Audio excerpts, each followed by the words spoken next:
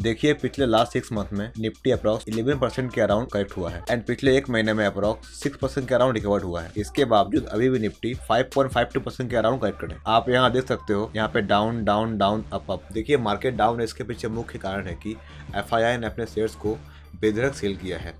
ऐसा मैं क्यों कह रहा हूँ, आप अगर अक्टूबर 2024 का डाटा देखोगे तो आप देख पाओगे कि टोटल 1.15 लाख करोड़ का सेल किया है एंड अगर नवंबर 2024 का डाटा देखो तो FII ने टोटल अभी तक 30,000 करोड़ के अराउंड सेल किया है। इसके पीछे मेन रीजन है कि उन्होंने इंडिया जैसे मार्केट से पैसे निकालकर चाइना जैसे मार्केट में पैसे इन्वेस्ट करना शुरू कर दिया है। बिकॉज उनको लगता है कि इंडिया का मार्केट वैल्यूएशन चाइना के मार्केट वैल्यूएशन का आधा है एंड वहाँ पे वो ज़्यादा पैसे कमा सकते हैं। सितंबर के महीने में चाइना ने अपनी इकोनॉमी को बूस्ट करने के लिए कुछ स्टेप लिया था। डेट्स वाई सितंबर के महीने में चाइना का मार्केट में $96 बिलियन का इन्फ्लो हुआ है एंड सितंबर 18 एंड अक्टूबर 8 के बीच में चाइनीज मार्केट 20% तो ग्रो हुआ है। एंड सेकंड रीजन है कि ट्रम्प का राष्ट्रपति बनना। बिकॉज उनको लगता है कि जब ट्रम्प राष्ट्रपति बनेंगे तो higher import tariff and corporate tax को कम कर देंगे एंड इलीगल इमिग्रेंट को भगा देंगे, जिससे यूएस इकोनॉमी ग्रो होगी, इन्फ्लेशन एंड इंटरेस्ट रेट बढ़ जाएगी एंड डॉलर और स्ट्रॉन्ग हो जाएगा।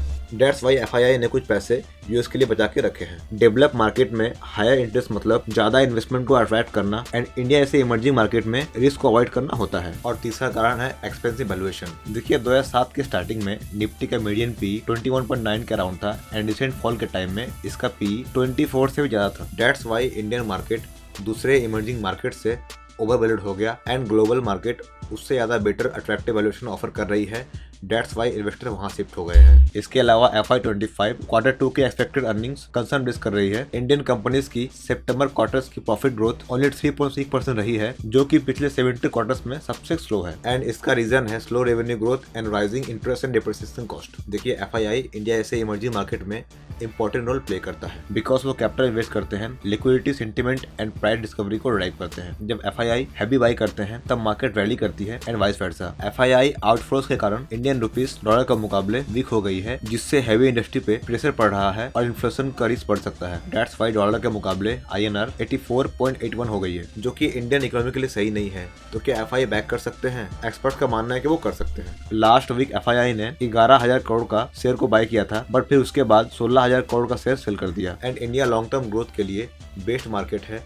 अब देखिए आगे क्या होता है। और इसके साथ साथ कुछ ऐसे भी स्टॉक्स है जो अपने वैल्यूएशन से कम में ट्रेड कर रही है, तो उसको आज हम डिस्कस करेंगे। Number 1 hero MotoCorp. अगर आप इसके लास्ट 3 इयर्स का प्राइस चार्ट को देखो तो इसने 100% के अराउंड का रिटर्न दिया है एंड अगर आप इसके लास्ट 6 मंथ का प्राइस चार्ट को देखो तो ये 10% के अराउंड करेक्ट हुआ है। मतलब ये शेयर अभी 10% डाउन है। अगर आप इसका रेवेन्यू को देखो तो इसका रेवेन्यू हर साल अच्छे रेट से ग्रो हुआ है एंड अगर प्रॉफिट को देखो तो इसका प्रॉफिट भी कंसिस्टेंट है। बट क्वेश्चन ये है कि ये डाउन क्यों हुआ। अगर आप निफ्टी ऑटो का लास्ट 6 मंथ का प्राइस चार्ट को देखो तो आप देख पाओगे कि ये एक टाइम में 27,000 के अराउंड ट्रेड कर रहा था एंड ये डाउन डाउन डाउन होते हुए आज के डेट में 23,000 के अराउंड ट्रेड कर रहा है। मोटा मोटी देखो तो 18% के अराउंड डाउन है। इसका मेन रीजन है कि FII ने जस्ट अक्टूबर के 15 डेज में 66,000 करोड़ का सेल किया था, जिसका कारण आज भी ऑटोमोबाइल सेक्टर डाउन ट्रेंड में है।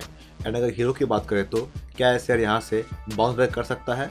जी बिल्कुल कर सकता है। इसका मेन रीजन है इसका फंडामेंटल्स। अगर आप इसके क्वार्टरली रिजल्ट को देखो तो उसका रेवेन्यू और प्रॉफिट हर क्वार्टर्स में इंक्रीज हुआ है। EBITDA ईयरली 47% के ग्रोथ से ग्रो हुआ है, वॉल्यूम 70% से ग्रो हुआ है एंड नेट प्रॉफिट एस्टिमेट से 7% अबव ग्रो हुआ है। और एक्सपर्ट्स मानते हैं कि ऑटोमोबाइल सेक्टर यहाँ से बाउंस बैक कर सकती है। और हीरो कहती है कि डिमांड ट्रेंड इंप्रूव हो रही है और हीरो में भी इंप्रूवमेंट हो रही है। हीरो एक्सपेक्ट करती है कि FY25 में रेवेन्यू डबल डिजिट से होगी एंड इंडस्ट्री CAGR भी 15% तक इंक्रीज हो सकता है। एंड हीरो का फोकस अभी करंट में premium bikes and EV portfolio में है। हीरो की 125cc की बाइक प्रोडक्ट गैप को फिल करती है और इसमें शेयर्स को रिगेन करती है एंड आने वाले टाइम में हीरो बहुत सारे बाइक्स एंड स्कूटर्स को लॉन्च करने वाला है, जिससे रेवेन्यू और प्रॉफिट्स बढ़ सकता है as well as share price भी बढ़ सकता है।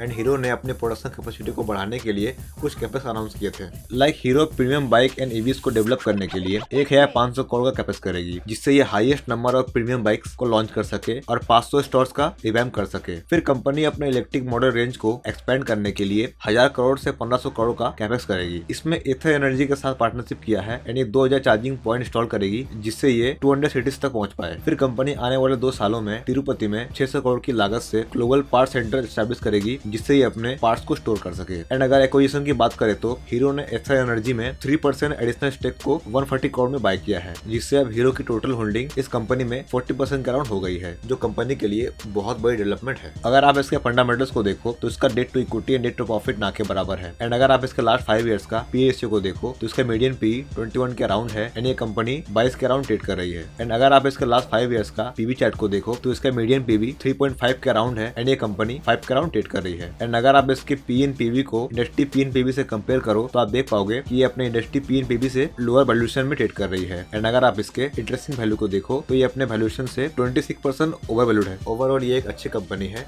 अपने रिस्क पे इन्वेस्ट करें। Number 2, Exide industries. अगर आप इसके लास्ट 5 इयर्स का प्राइस चार्ट को देखो तो अप्रोक्स 150% के अराउंड का रिटर्न दिया है। एंड अगर आप इसके लास्ट 6 मंथ का प्राइस चार्ट को देखो तो ये 11% के अराउंड करेक्ट हुआ है, मतलब ये स्टॉक अभी 11% डाउन है। अगर आप इसके सेल्स को देखो तो इसका सेल्स हर साल अच्छे रेट से इंक्रीज हुआ है। एंड अगर आप इसके प्रॉफिट को देखो तो इसका प्रॉफिट भी बहुत अच्छे रेट से इंक्रीज हुआ है। आगे बढ़ने से पहले जान लेते हैं कि कंपनी का बिजनेस मॉडल क्या है।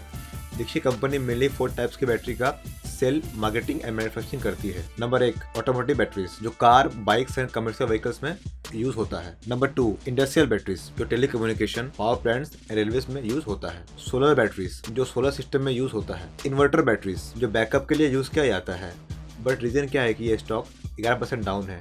देखिए, इसका मेन रीजन है इन्वेस्टर्स ने अपने शेयर को सेल किया है। इसका मेन रीजन है कि एक्साइड का रिजल्ट अपने मार्केट एक्सपेक्टेशन से कम हुआ है। रॉ मटेरियल कॉस्ट का बढ़ना इसके पीछे मेन रीजन है, जिससे कंपनी की परफॉर्मेंस अफेक्ट हुई है। दैट्स व्हाई इन्वेस्टर डिसअपॉइंट हो गए और स्टॉक डाउन हो गया। तो क्या ये स्टॉक दोबारा से रिबाउंस कर सकती है? इसका आंसर है जी हाँ। देखिए, एक्साइड अपने बिजनेस को ग्रो करने के लिए कई रणनीतियों का यूज कर रही है। कंपनी लिथियम आयन प्रोजेक्ट पर महत्वपूर्ण काम कर रही है। ये प्रोजेक्ट कंपनी की स्ट्रेटेजी का क्रूशियल पार्ट है, जिससे कंपनी अपने लिथियम आयन की कैपेसिटी को इंक्रीज कर सके और एडवांस एनर्जी क्लोइंग सोल्यूशन की डिमांड को मीट कर सके। एंड कंपनी इसके लिए हैवी इन्वेस्टमेंट भी कर रही है। लाइक एक्साइड अपने lithium ion battery and battery pack solution की प्रोडक्शन के लिए 1000 करोड़ का इन्वेस्टमेंट कर रही है, जिससे ये 6 गीगावाट आवर्स कैपेसिटी को इंस्टॉल कर सके। देखिए, ये इन्वेस्टमेंट कंपनी के 5,000 करोड़ इन्वेस्टमेंट का पार्ट है और इसका फर्स्ट फेज FY25 तक कंप्लीट होने की पॉसिबिलिटी है। एंड कंपनी ने हुंडई एंड किया मोटर्स के साथ नॉन बाइंडिंग एग्रीमेंट भी साइन कर लिया है, जिससे ये उन्हें लिथियम आयन बैटरी सप्लाई कर सके। फिर कंपनी ने एक्साइड एनर्जी सोल्यूशन में 100 करोड़ का इन्वेस्टमेंट किया, जिससे company advance chemistry battery cells का प्रोडक्शन कर सके। इसके अलावा कंपनी ने इससे सब्सिडियरी कंपनी में 75 करोड़ का इन्वेस्टमेंट किया था, जिससे company electric vehicle and energy shortage market में अपनी पकड़ बना सके। इसी के साथ एक्साइड इंडस्ट्रीज ने अपनी सब्सिडियरी में टोटल 3052 करोड़ का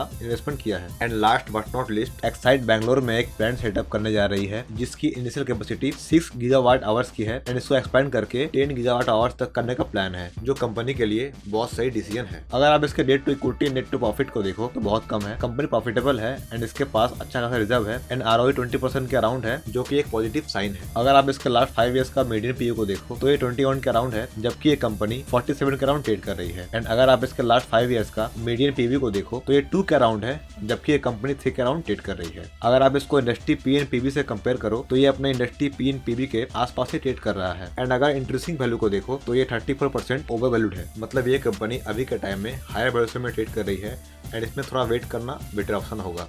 ये कोई इन्वेस्टिंग एडवाइस नहीं है, अपना रिस्क पे इन्वेस्ट करें। Thanks for watching. जय हिंद।